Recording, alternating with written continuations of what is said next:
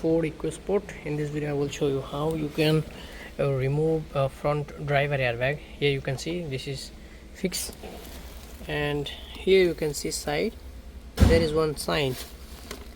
See, this is original sign, so you have to screwdriver, you have to see like this. You need one screwdriver like this, okay, and then press it like this inside, okay, here and that side also same. See, I will show you now.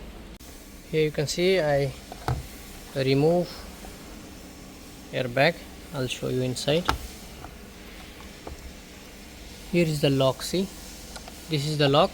When you press, then it's unlock like this, okay. Press inside here, okay.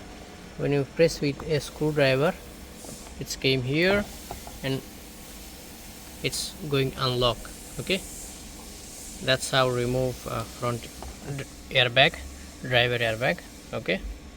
Thank you. If my video helpful for you, please subscribe my channel. Thank you.